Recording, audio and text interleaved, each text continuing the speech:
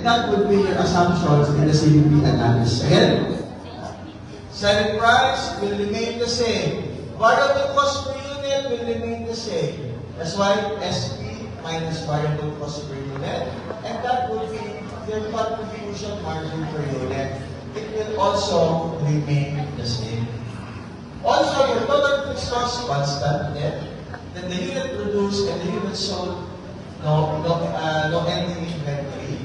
And the last one, sales units will remain constant. Okay?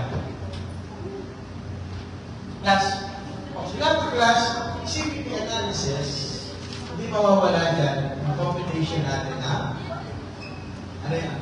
Ano yung parte natin ng CVP analysis? Hindi ba na-discuss sa inyo? Starts with the term B. Very good. Break even point. What do you mean class of break even point? Pag sinabi class break even point, your sales down ay kaparehas lang ng ating total cost. Okay? Ang break even down, sales, is equals your variable cost plus your fixed cost.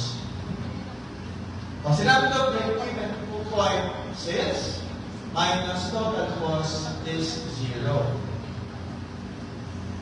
Okay? Pag sinabi ko class break-even point sales minus variable cost minus fixed cost ay 0.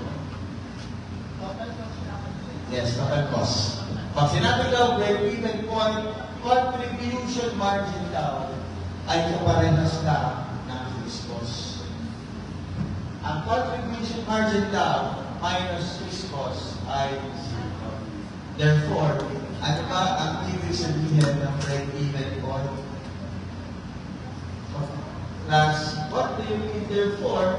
What is break-even point? Magkano ang net income sa break-even point? Magkano ang break-even point net income? Break-even point mo nga. Nako, sales ay kaparehas ng cost. Magkano ang net income? Zero. Why?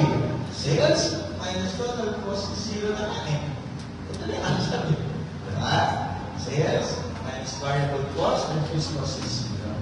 Therefore, your net income at the break-even point ay 0. Nagpagod ka lang. Nagpagod ka lang. Bumalik po puhunan.